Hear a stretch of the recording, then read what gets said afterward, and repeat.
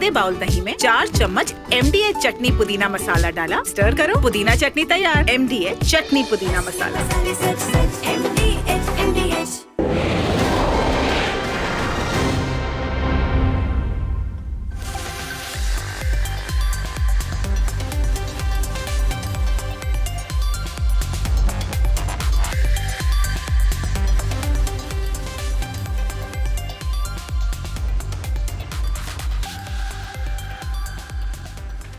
Hi there, good evening and welcome to the special broadcast on Republic TV. Hope you had a great Sunday.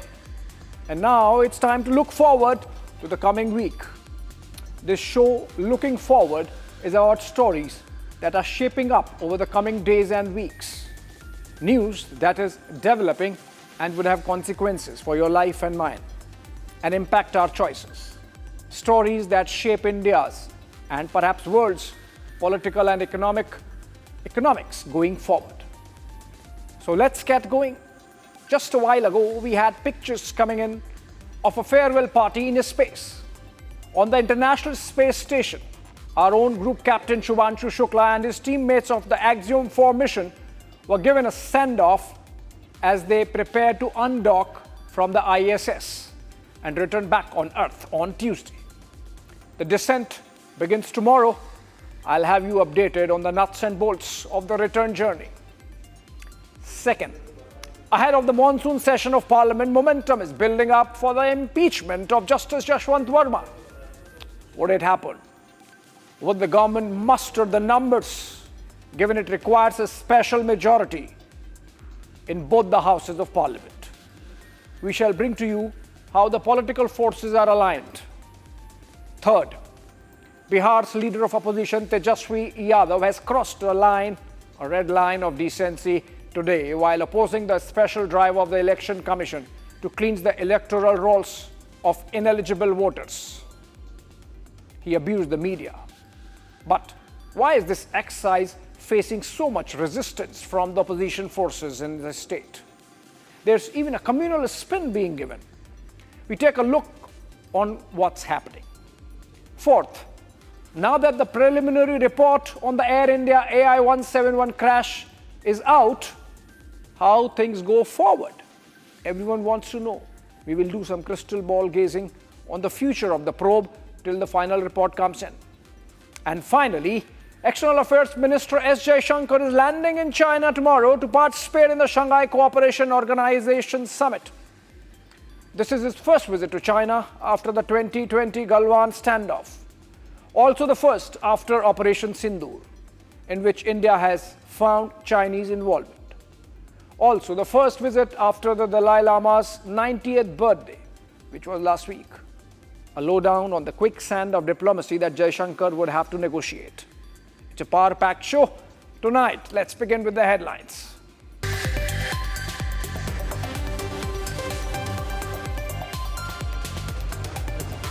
गर्व से पूर्ण दिखता है और इन्हीं सब कारणों की वजह से मैं एक बार फिर से कह सकता हूं कि आज का भारत अभी भी सारे जहां से अच्छा दिखता है. Shubhanshu Shukla's homecoming Axiom 4 crew bids farewell to International Space Station undocking set for tomorrow.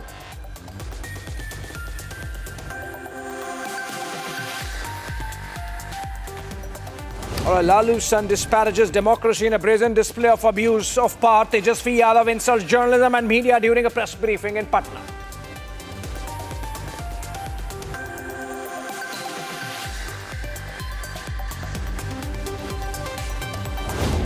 A huge controversy erupts over AIB's preliminary crash report. Pilot Association rejects insinuation, condemns premature presumption of pilot error.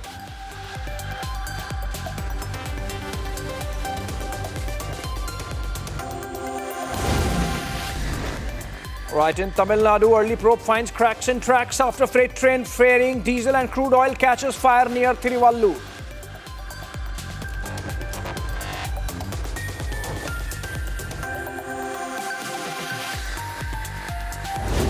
President Draupadi Murmu nominates former Foreign Secretary Harsh Shringla, 2611 lawyer Ujjwal Nikam, Kerala activist Sadanandan Master, and historian Meenakshi Jain to Rajya Sabha. Prime Minister Modi extends wishes.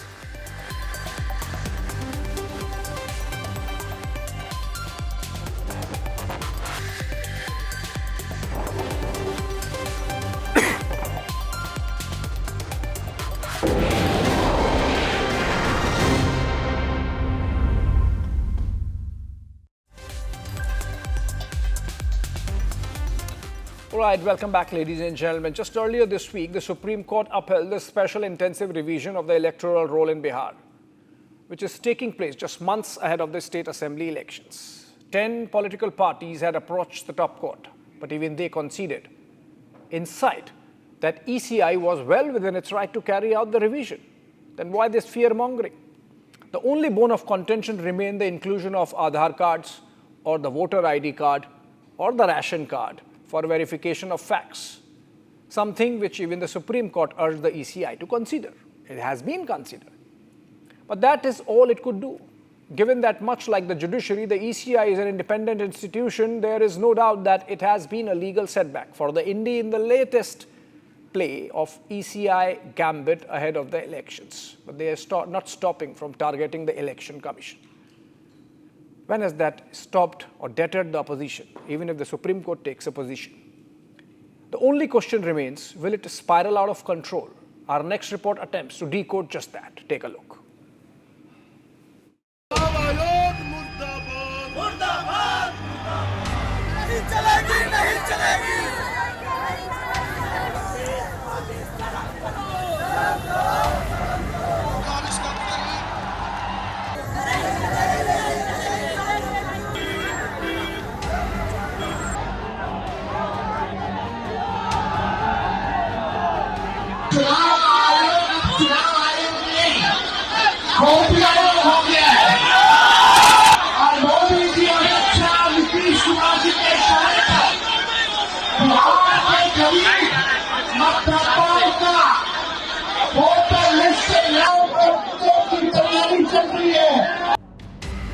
The Election Commission seems to have opened a Pandora's box in Bihar ahead of the crucial assembly polls later this year.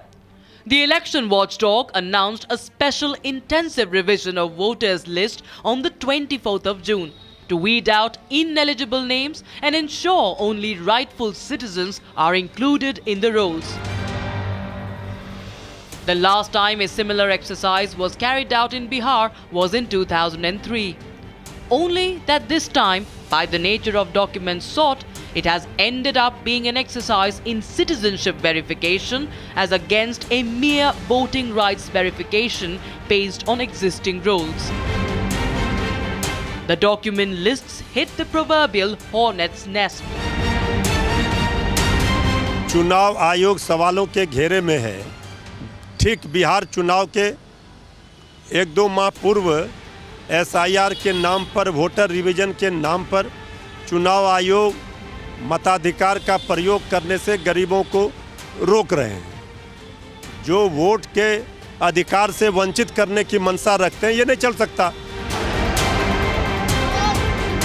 The direct charge of malintent against the Election Commission might be typical Bihar style of aggressive political push and is already affecting state's politics. Election commission की जिम्मेदारी ये होती है या उससे उम्मीद की जाती है कि वो वोटर को फैसिलिटेट करेगा ताकि वोट डालने का जो उसको जमहूरी हक है, जो उसका डेमोक्रेटिक राइट है, उसका उपयोग वो सही ढंग से कर सके। ये पूरी प्रक्रिया एंटी डेमोक्रेटिक है। ये पूरी प्रक्रिया में न तो आपने समय दिया है, न तो आपने कोई एक रूल पे खुद को स्टिक किया है, और इसकी जो टाइमिंग है वो संदेहास्पद है। इस तरह के एक्सरसाइज करने में सबसे पहले इलेक्शन कमीशन सरकार से बात करती है, तमाम पार्टीज जो लोग इन्वॉल्व हैं इलेक्शन में उनसे बात करती है। इस तरह का प्रयास कुछ हुआ ही नहीं। The ruling alliance believes these are excuses of the opposition which has been found unprepared. स्थिति यह है कि विपक्ष के द्वारा इस मुद्दे को उठाया गया, बिहार केंद्रित किया गया, बिहार में चक्का जाम की बात कही गई, लेकिन नेताजी का चक्का चल रहा था, गाड़ी का राजनीति का चक्का चल रहा था, ट्रक पर सवार होकर राजनीतिक प्रवचन दे रहे थे। जबकि सच यह है बिहार का कि मतदाताओं के पुनरीक्षण के लिए जेडीयू ने पूरे बिहार में पंचायत और वार्ड वार साइकिल यात्रा करके जागरूकता अभियान चलाया। The matter has even reached the Supreme Court. The PIL, by Association of Democratic Reforms, alleges a violation of the Constitution in the ECI exercise.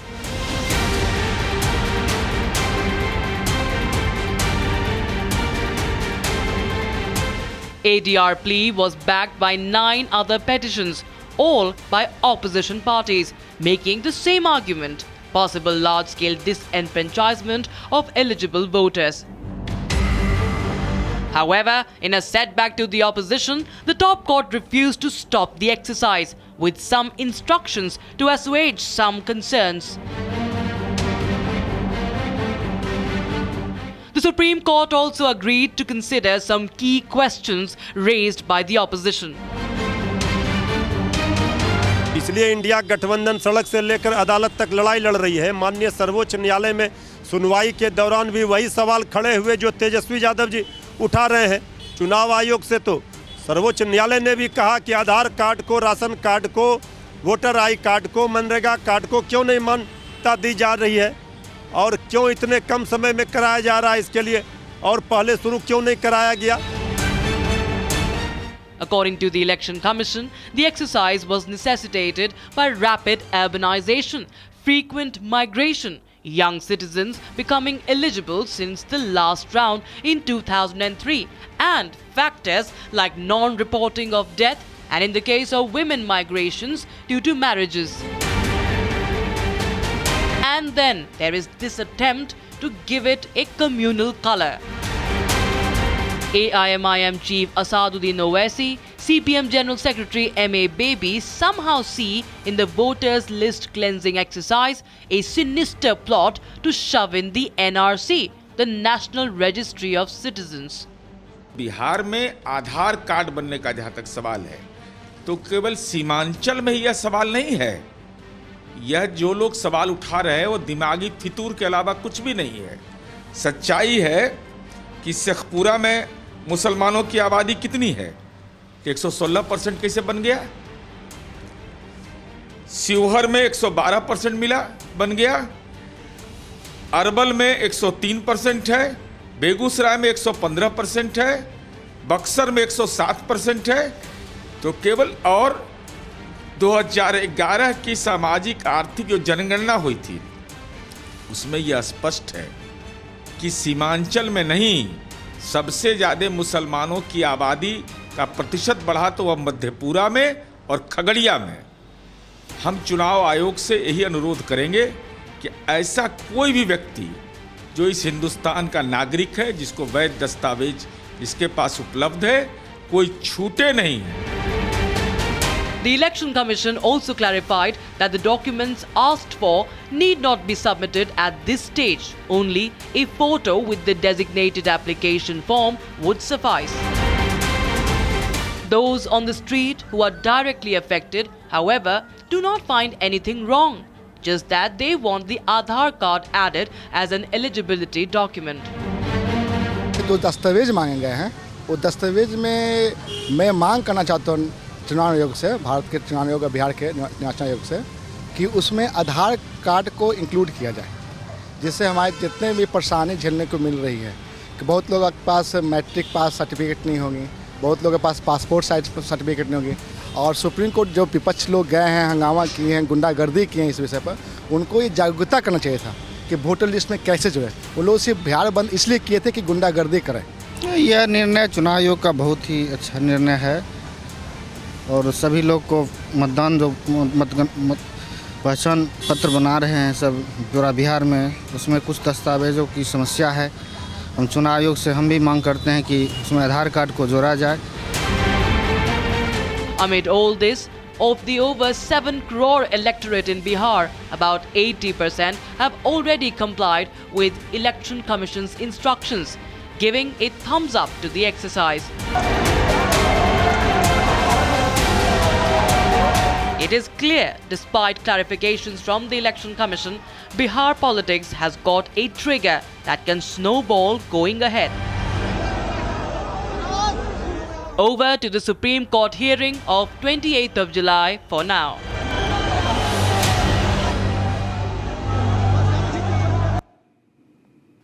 Moving on, ladies and gentlemen, the Parliament's monsoon session is just 1 week away. And yet, it's not a political storm, but a judicial one that is brewing 7 days ahead. The reason is Justice Yashwant Varma, the now transferred judge to the Allahabad High Court, with whom the credibility of the courts went up in smoke in March when a sensational scandal of crores of burnt cash was uncovered at his residence. While the Supreme Court is dragging its feet, or so it seems, the Parliamentary Affairs Minister Kiran Rijiju has made the government's position clear. An impeachment motion is expected. Will this be the moment that shakes the judiciary to its core? The truth is on trial.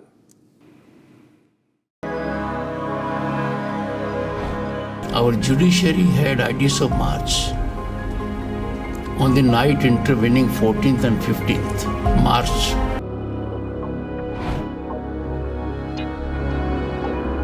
in a nation built on justice, one man stands at the center of a storm.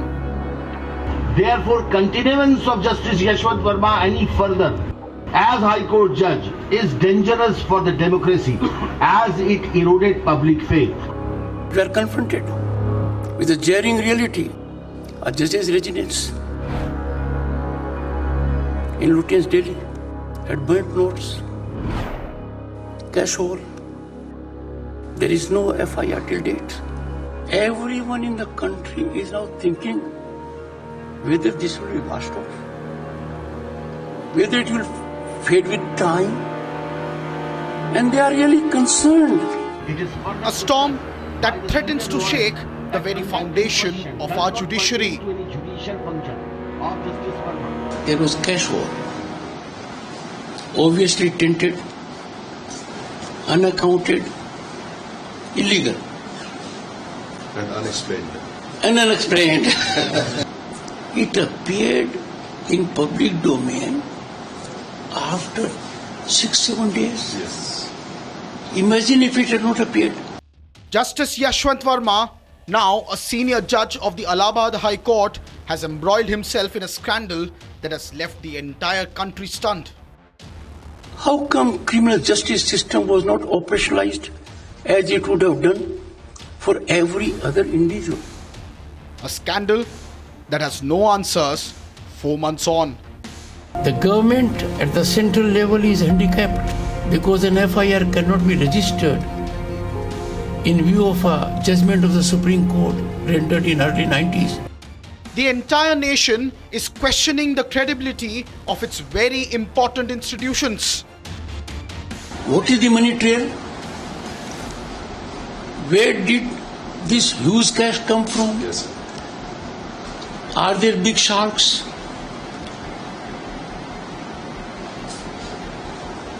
Has the money influenced judiciary in judicial work? Yes. All these issues are agitating mind not only of the lawyers, of the people in the street. If democratic values have to prosper, I'm sure this is a test case.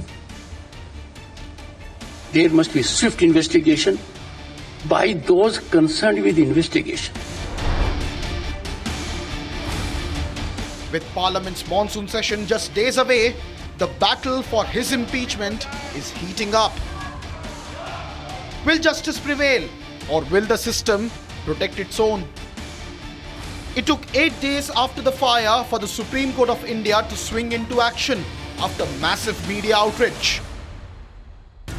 The top court formed a 3-member inquiry committee to probe the scandal, led by the Chief Justices of Punjab and Haryana High Court and the Himachal Pradesh High Court and a senior judge of the Karnataka High Court. The panel dismissed theories of conspiracy, holding Justice Varma accountable, and on May 4th, 2025, the report was sent to the then Chief Justice of India, Sanjeev Khanna, who forwarded it to the President of India, Draupadi Murmu, and Prime Minister Narendra Modi. Over 2 months now, that report has been submitted and yet no action has been taken. No FIR was filed. So I feel that it's high time that the Supreme Court itself revisits its judgment, where it has barred the police from registering an FIR. If you see, even under the Prevention of Corruption Act, when Section 18A was inserted, where consent is required even to investigate case against a public servant, trap cases are excluded. So where money is found, or money is being delivered, or money has been found at a residence of a judge in such a huge quantity, this should be an exception where permission of the CJI should not be required, firstly.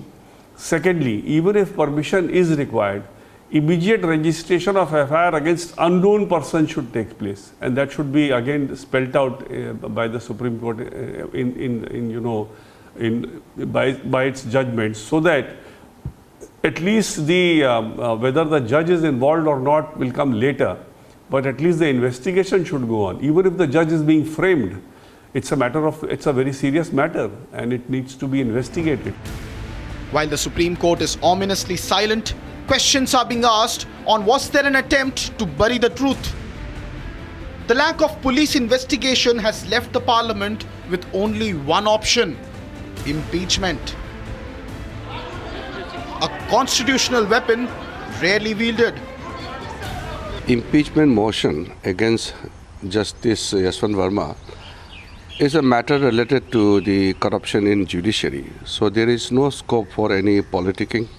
There is no scope for taking a separate political position for every party. So we would like to have a united stand. The Parliament as a whole will have to come together to discuss this matter and move forward. So I am building consensus amongst all the political parties, and I have started a discussion with prominent leaders, and I'll reach out to everybody. India has never successfully impeached a High Court judge. In 1993, Justice V. Ramaswamy's impeachment failed in the Lok Sabha due to lack of political consensus. In 2011, Justice Soumitra Sen resigned before the Lok Sabha could even vote. The Justice Varma case could be a historic first, but it's a political minefield, with many jurists already coming out in his support. सरकार कह रही है कि हम impeachment लाना चाहते हैं, तो इनसे पूछिए कि सरकार तो इम्पीचमेंट ले ही नहीं सकती, तो सरकार क्यों इसमें दखलंदाजी कर रही है? बिना सोचे समझे जांच पड़ताल किए एक इंस्टीट्यूशन अटैक हो रहा है ना.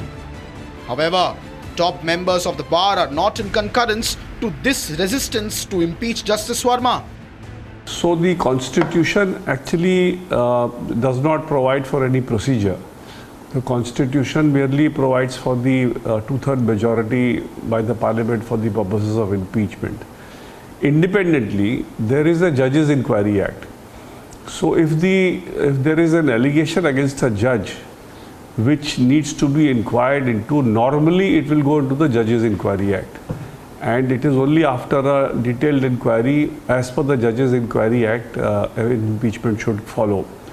But this is not one of those cases which will be bound by that procedure, because the Constitution does not make any limitation on the power of the Parliament to impeach subject to any law made by Parliament.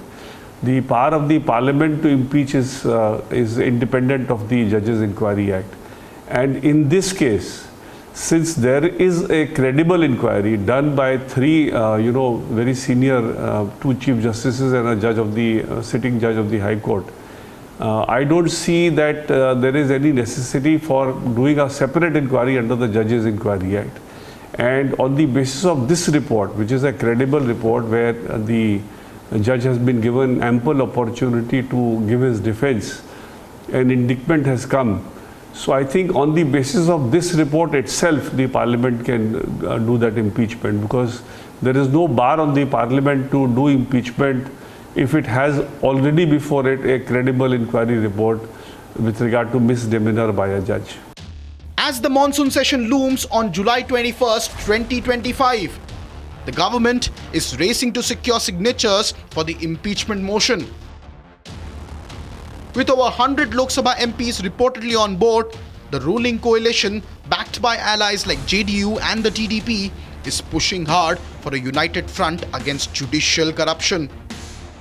We remember the JP movement of 1975, which was directed against Ghaffur corruption and Mrs. Gandhi's corruption. Therefore, the emergency was declared. Therefore, we are for the zero tolerance on these corruption issues, and the lifestyle of the Indian society is becoming more and more costlier. Therefore, these kind of events and incidents occur. But this is a very typical case of bribery of a justice. What is alarming is that we have been receiving complaints from several levels of the judiciary on matters of corruption. So this is a time where judiciary has to probably introspect, and try to address the concerns of the people of India and the allegations which are coming up. Even the opposition has taken a tamed approach on this very serious issue of judicial accountability. Supreme Court had constituted a committee which has submitted its report, and a report says that definitely money was found from his house. So impeachment should be started and he should be impeached. Definitely our party, the Communist Party of India, will raise this issue, and other parties also will raise this issue. It is a very serious issue. How such huge amount of money was found in the residence of a judge. Whether judge was aware of it or not, that is not the issue. How such huge amount of money could be found in the residence of a judge. However, there are some who still call it interference in the matters of judiciary. मतलब ये है कि रिजिजू साहब ने प्रयास कर रहे हैं विपक्षी दलों के साथ कि इकट्ठा होकर ये तय करना चाहिए कि इस जज को रिमूव करें, यशवंत वर्मा को रिमूव करें। लेकिन अगर ये ऐसा करेंगे तो निश्चित रूप से हम विरोध करेंगे। ये पूरा असंवैधानिक है और हम ये चेतावनी देते हैं इस सरकार को, अगर ऐसा करेंगे तो पूरा असंवैधानिक होगा और हम इस पे फिर जो भी करना होगा करेंगे, क्योंकि हम सोचते हैं कि ऐसे अगर प्रेसिडेंट बन जाएं तो निश्चित रूप से जुडिशियल इंडिपेंडेंस को भी बड़ा भारी खतरा है। The numbers tell a daunting story. To remove Justice Varma, the motion needs a 2/3 majority in both houses of parliament, 362 votes in the Lok Sabha and 155 in the Rajya Sabha. Will they secure the votes, or will this become another failed impeachment? The purpose of impeachment is, or the purpose of an inquiry is, to ensure that the judge does not go, unheard before his matter is put to vote in the parliament. Now, in this case, he has been heard, his defense has been taken, elaborate, investigation has been done by the committee, and after a detailed inquiry, the committee has found the evidence against him to be credible. The committee then placed its opinion to the Chief Justice of India. Chief Justice of India also has affirmed or concurred with the opinion by the committee, and it is only thereafter that the matter has been sent to the President and the Prime Minister for taking appropriate action. So, in my view, the evidence which would be normally required for going through with the impeachment is available here in this case. If the impeachment motion reaches the Parliament's floor, Justice Varma will face a trial like no other. He will get 3 chances to defend himself before an expert committee. But the spotlight won't be on him. It will be on the judiciary itself. A successful impeachment would be a seismic event, the first of its kind for a High Court judge in India's history. What happens if Justice Varma is removed? The judiciary's aura of infallibility could crack, shaking public trust, and yet it could also signal a new era of accountability, proving that no one is above the law. But what if the motion fails? A divided parliament could embolden critics accusing the system of protecting its own. The July 21st session will be a battleground, not just for Justice Varma, but for the soul of India's judiciary.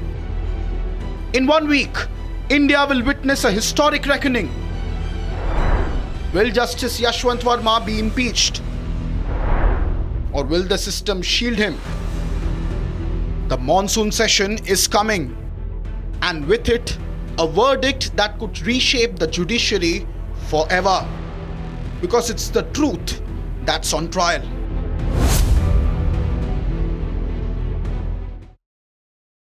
All right, let's understand how much of this Justice Varma impeachment is in the realm of possibility. Joining us, Nalin Kohli, senior leader of the BJP, senior lawyer of the Supreme Court, and hence has all the understanding on the subject. Welcome, Nalin. And my first question to you.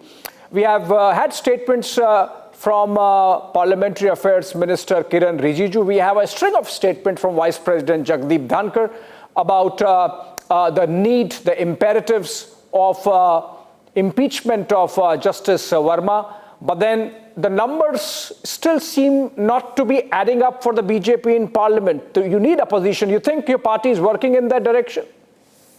So there are multiple points to be spoken of on this issue, Abhishek. For the understanding of your viewers, judges, like also ministers or other constitutional authorities, or those occupying such positions, have certain protections. Now, a judge can be removed of a Supreme Court or a High Court. They can be removed as contemplated under the Constitution in Article 124. Now, essentially, the point here is that the incident involved questions of money being found in the storeroom of Justice Varma's house, which was reported by the fire brigade. Thereafter, at that time, the Chief Justice of India being Chief Justice of India, Justice Sanjeev Khanna, initiated and ordered an inquiry of a 3-judge bench. That 3-judge committee submitted its report finally, which said that there was prima facie enough evidence, in a sense, to move in terms of the removal of Justice Varma and call for the initiation of those proceedings. Because the ground taken was that there was active or at least tacit control over the area where these wads of money were found. Now, Chief Justice that time, Khanna, went by what is the famous Veeraswamy judgment, which is a 5-judge bench of 1991. Right. And that talks about what is to be done in a certain situation, talks about the voluntary giving up of work, the option of resignation, etc.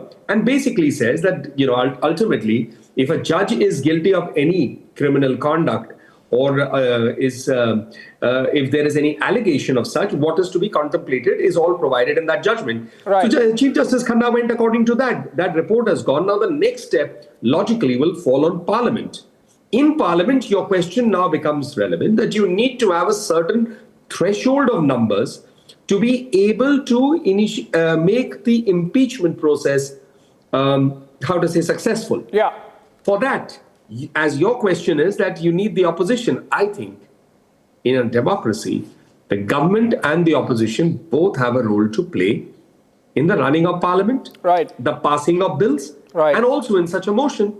From that perspective, certainly, if it comes up, if the government brings such a thing, if it is finally presented to the House for voting, then the opposition, if it does not vote on such an issue, that question in such a circumstance has to be asked of them. Why did they choose to do so? No, on the other hand, they may well vote for such a motion. Nalin, while they might vote for the motion, the point that opposition is also making is that the same government which is now absolutely willing to impeach Justice Varma has been,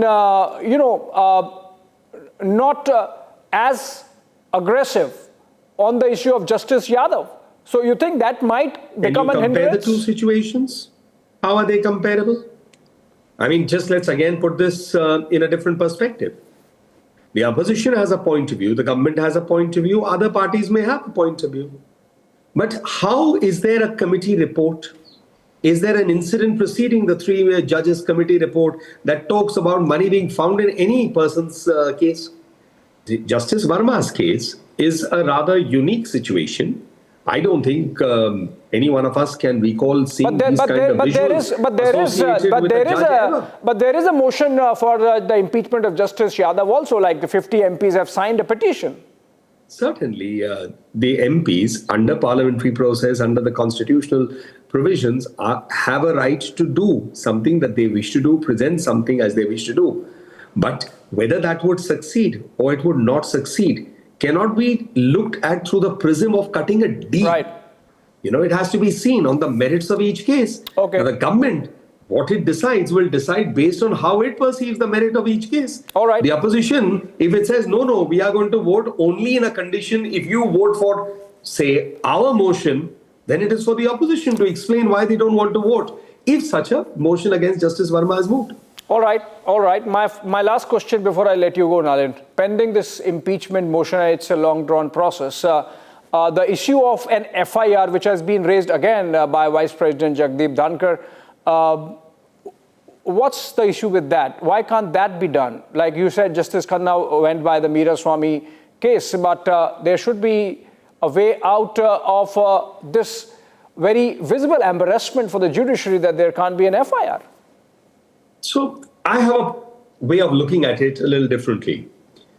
An FIR essentially is a first information report. Now the next question comes is who's going to file that FIR? It can be filed by anyone as far as I see it. Does it really require... If the lordships allow, then obviously the fireman who reached there can file the FIR. What's the problem? Let me reach there on a conclusion. On a daily basis, all of us, in the news or in the courts, see FIRs filed by everyone. So I'm a little surprised that it hasn't been filed yet. But somewhere I have seen, rightly or wrongly, as if I recall, some people perhaps raised the question that the Chief Justice should initiate that. I'm not so sure if that would be appropriate. That would you expect, for example, the Chief Justice or another constitutional post, no matter what that constitutional post is, to actually be the complainant of an FIR? Okay. I'm not sure. So I think the principle that an FIR should be registered, I don't think any of us are arguing on that. Certainly, if there is a concern with a commission of crime, that has to be met and that has to be filed. The second part being, who is to file that, whether that should be directly by the Chief Justice of India or some senior judge of the Supreme Court, High Court or whatever, that's a second debate, because then I would say, where would it stop? In a government, would you say that a minister should file it? So I would be very, very hesitant in buying an argument without it being seen from all perspectives. That's a lot of legalese, Nalin's, sorry to say, but it would have looked really good had the you just introduced me as lordships, a lawyer, taken the initiative. How do you use the word legalese against me? Thank you so much. Thank you so much for joining us. Thank you so much, my friend. I just have one thing to say, that ultimately there is a redressal mechanism to sort out the grievance in this case. And as far as the judiciary's role is in this, they followed the Veeraswamy judgment. They have gone ahead, done that inquiry. That inquiry report is there. And therefore, that is the logical outcome is going to be what is being spoken about in terms of the parliamentary proceedings. All right. Thank you so much, Nalin. Over to the parliament now. Thank you. All right, ladies and gentlemen, it was just a couple of weeks ago that Defence Minister Rajnath Singh walked out of the SCO Defence Ministers Summit without signing a joint declaration in China. Now, it's turn of External Affairs Minister Dr. S. Jaishankar to be there in Tianjin for the SCO Foreign Ministers meeting this week. But will this be a repeat? With a bilateral meeting on the cards and recent developments like India's Deputy Chief of Army Staff calling out China-Pakistan-Turkey military nexus during Operation Sindoor, and of course, the Dalai Lama's 90th birthday festivities. The big question in the diplomatic arena this week will be, can the elephant and the dragon tango after all? Our next report looks forward to just that.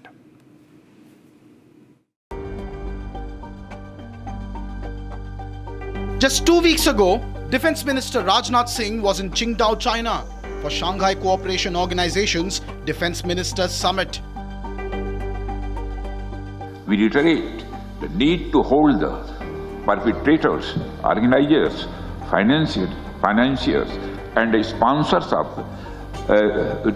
reprehensible acts of terrorism, including cross-border terrorism, accountable and bring them to justice. This was the Raksha Mantri's first official foreign visit at a multilateral forum after India's Operation Sindoor. 2 weeks later, India's External Affairs Minister Dr. S. Jaishankar is all set to visit Tianjin in China for the conclave of SCO's foreign ministers. This is the External Affairs Minister's first visit to China since the 2020 Galwan clash. Dr. Jaishankar and Mr. Wang Yi, the Chinese foreign minister, have met several times abroad, spoken. The last one was at the G20, and he has been meeting, talking to one another. We have had the meetings on the highest level, but under the Shanghai Cooperation Organization, whenever the country holds summits, there are various meetings that are held. And the meetings are held importantly at the level of defense ministers, at the level of national security advisors, and at the level of the foreign ministers. Now, during the foreign ministers' visit or interactions, mainly what are the issues that are going to be discussed, what is going to be the joint statement after the summit. And this time, as you know, China is hosting the summit, and therefore they expect Prime Minister Modi to attend the Shanghai Cooperation Organization summit. And Dr. Jaishankar is going there, so he's doing two things. One is a bilateral meeting, and the bilateral meeting will be held in Beijing, and then he'll be going for the foreign ministers meeting of the Shanghai Cooperation Organization. However, this visit of Dr. Jaishankar comes on the back of India's bold stance at Shanghai Cooperation Organization just 2 weeks ago. Any acts of terrorism are criminal and unjustifiable regardless of their motivation, whenever, wherever, and by whomsoever committed. SCO members must condemn this evil unequivocally. India's position at the SCO was clear. The SCO must condemn the evil of terrorism unequivocally.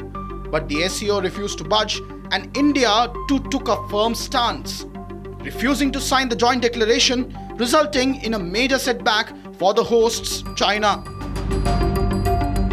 The reason for the fallout? The SCO's pro-terror language in the document, with no mention of cross-border terrorism or condemnation of the dastardly terrorist attack in Pahalgam, and unwarranted mentions of Balochistan instead.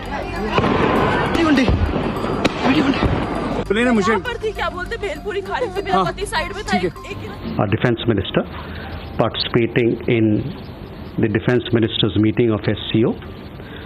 This meeting happened over 2 days, that is yesterday and today. The defense ministers meeting has concluded. I understand that they could not adopt a joint statement.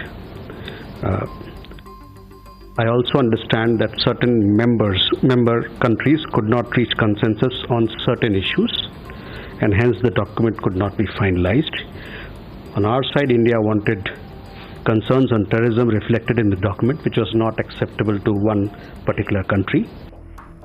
Meanwhile, Dr. Jaishankar is no stranger to China. After all, he goes down in the history books as India's longest-serving ambassador to China, with 4.5 years term in Beijing. With Dr. Jaishankar in town, China rides high on hopes of a bilateral meeting. After 2020, our relationship has virtually been quite confrontational, I would say, even though both sides have tried to resolve it through dialogue and diplomacy. India definitely has preferred that, while giving them a fitting response to the Chinese hegemonistic designs that have happened. Our forces are still continuing to have an eyeball-to-eyeball kind of a situation on the border, but both sides are trying to defuse the crisis. There are many issues, some have been resolved, others are yet to be resolved.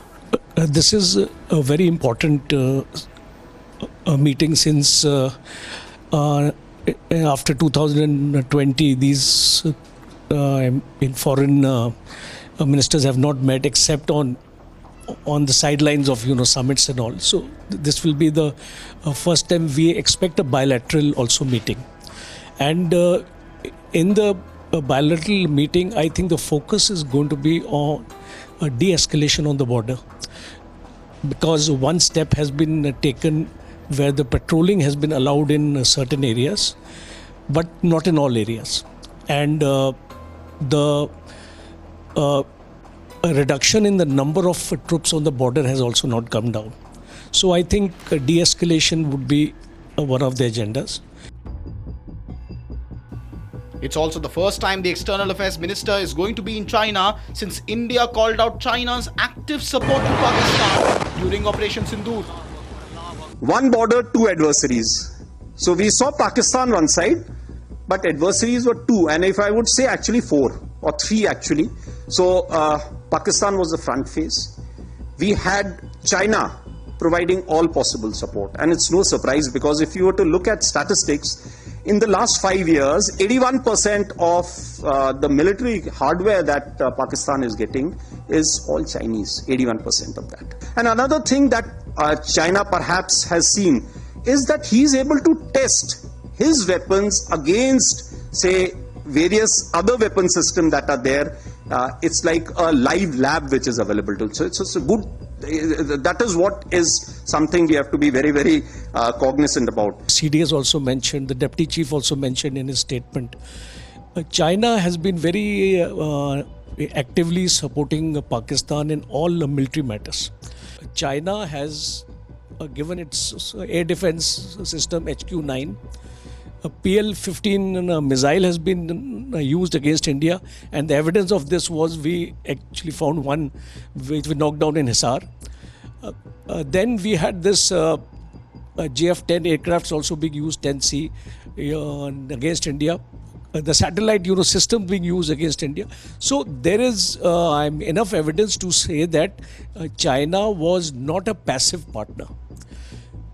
The crunch word here is it was not a passive partner, it was an active partner. So I think Mr. Jaishankar, he should bring out these factors, because if we have to normalize relations with the country, there has to be a trust factor involved. And we can't be seeing China helping Pakistan in such a clandestine manner without keeping India into confidence. China has again tried to stop some of these supplies of the rare earth metals and all minerals that India needed, and I think that is also one of the areas. I believe that that has been done by China essentially to have some kind of a leverage during negotiations, because Chinese want direct flight to start, which has been discussed at the foreign secretary level. They want visa facilitations, they want investments in India and all that. So I think there are a lot of host of issues that will be discussed. Also in attendance will be Pakistan's Deputy Prime Minister and Foreign Minister, coming face to face against Dr. Jaishankar for the first time since Pakistan's DGMO called India to seek a ceasefire. However, it's not just going to be all about defense. Trade continues to remain a major bone of contention between India and China. Well, if China feels that it can stop the growth of India, then China is highly mistaken. Our programs like Vocal for Local, Atmanirbhar Bharat, Make in India, Stand Up India, Start Up India, and so on. All these programs are aimed at designed to make India self-reliant as far as the production is concerned, because the Prime Minister has already outlined that he is looking for greater share in global economy, and that is possible only when India exports more. So certainly in that case we have a competition with China, and we all know that what China produces quantity, not quality. Whereas on the other hand, we are producing quality, and now Indian goods are being accepted across the world. So if China feels that it can stop or it can put some roadblocks into the growth of Indian manufacturing or service sector, then I think China should mend his ways. While India is emerging as a global alternative to Chinese manufacturing in light of Trump's tariff push, China has spared no effort in throttling India's supply chains. But if trade, border standoff, or China's support to Pakistan isn't enough to make matters uncomfortable, then perhaps the Dalai Lama issue will certainly do the trick. So in this one now, there are a couple of issues in the bilateral level that have cropped up, that have been there. One was, of course, His Holiness the Dalai Lama's birthday recently, which has caused a little bit of a consternation in China, because it is very sensitive and it is about who's going to be the next Dalai Lama. So that definitely the Chinese will sort of protest or say something, but he's our guest and he's been here forever and he'll remain here and he'll be given due respect. That's India's position. We do not allow any anti-China activities from here, but then China has to reciprocate and show the mutual respect. If they are going to behave in a way that they are continuing to ingress in our positions, continuing to claim our territory, create problems in India, then obviously they can't expect quite response from India. We'll have to reciprocate, and that's precisely what I think we are going to do. Such is the nature of multilateral diplomacy. Forums change, locations change, but the challenge is that of a consistent position. And on that, India has bettered the dragon. 5 साल के बाद हमारी formal meeting हो रही है. सीमा पर शांति और स्थिरता बनाए रखना हमारी प्राथमिकता रहनी चाहिए. म्यूचुअल ट्रस्ट, म्यूचुअल रिस्पेक्ट और म्यूचुअल सेंसिटिविटी हमारे संबंधों का आधार बने रहना चाहिए. Will the External Affairs Minister's visit to China bring any sign of warmth in the relationship which has been put into a cold storage by the Chinese after Operation Sindoor? Or will it be rinse-repeat of what happened just a few weeks ago? Another walkout from China's joint declaration? The answer to that question is something that we look forward to this week.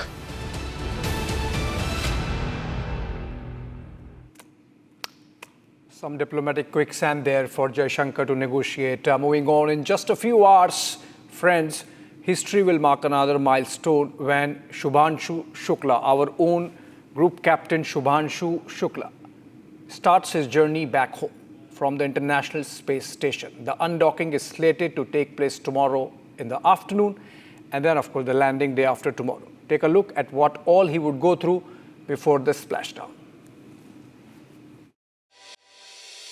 Indian Space Research Organization, AX-4 pilot Shubhanshu Shukla. Namaste. I am Group Captain Shubhanshu Shukla. A fighter pilot for 15 years, he was selected as one of 4 Indian astronauts in 2020. 5, 4, 3, 2, 1. Ignition and liftoff.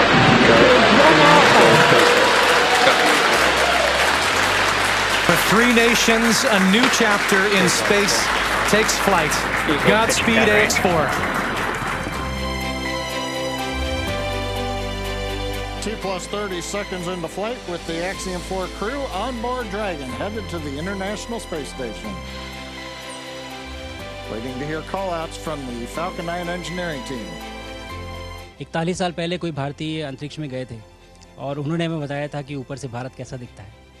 और कहीं ना कहीं मुझे लगता है कि हम सब ये जानना चाहते हैं कि आज भारत कैसा दिखता है. मैं आपको बताता हूँ. आज का भारत स्पेस से महत्वाकांक्षी दिखता है. आज का भारत निडर दिखता है. आज का भारत कॉन्फिडेंट दिखता है. आज का भारत गर्व से पूर्ण दिखता है. और इन्हीं सब कारणों की वजह से मैं एक बार फिर से कह सकता हूँ कि आज का भारत अभी भी सारे जहां से अच्छा दिखता है. जल्दी धरती पर मुलाकात करते हैं. From countdown to splashdown, India's space hero, Group Captain Shubhanshu Shukla, is all set to return to the Earth. This 18-day journey with 4 astronauts and many experiments is finally coming to an end. The 4-astronaut crew is scheduled to undock from the International Space Station on the 14th of July, that is tomorrow at 4:34 p.m. Indian Standard Time. As per NASA, the Dragon spacecraft will not just return with 4 astronauts but will also carry data from over 60 experiments conducted throughout the mission. As the SpaceX Dragon capsule prepares for re-entry into the orbit of the Earth, Group Captain Shukla and his crewmates will face intense physical and environmental challenges.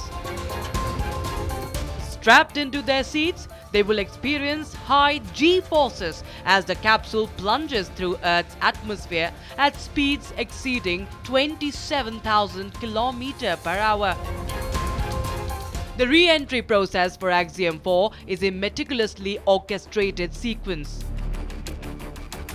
The Dragon capsule will undock from the ISS's Harmony module and perform a deorbit burn to slow its speed, allowing Earth's gravity to pull it back. As it re-enters the atmosphere, friction will create a plasma sheath. The spacecraft's heat shield will endure temperatures up to 2,700 degrees Celsius, protecting the crew from the fiery descent, even temporarily cutting off communication with ground control. To plane, and there you see it on your screen, road deployment. But the journey does not end with splashdown. After landing, the astronauts will undergo a crucial 7-day rehabilitation process. Astronauts face muscle atrophy and bone density loss after extended space missions. Rehabilitation ensures they regain strength, balance, and mobility. It is a step-by-step process. It begins with light physical therapy aimed at easing the astronauts back into Earth's gravity. They will focus on regaining muscle tone and flexibility. Back home in India, Shubhanshu's family waits anxiously for this moment of triumph. Every member of Shubhanshu's family is looking forward to this moment. Shubhanshu's journey to the space is not just going to be a watershed moment for India's human spaceflight aspirations, but an aspiration of 1 billion Indians. The future of space exploration has only just begun, and Shubhanshu Shukla's story is a beacon of hope for all who dare to dream. For Shubhanshu and for India, our journey into space is only going to reach greater heights.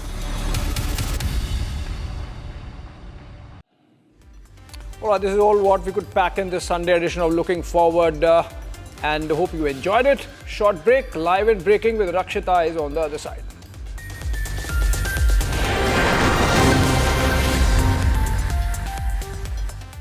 ये है secret recipe MDH का जीरा सब जल जीरा मसाला। SIP SIP जीरा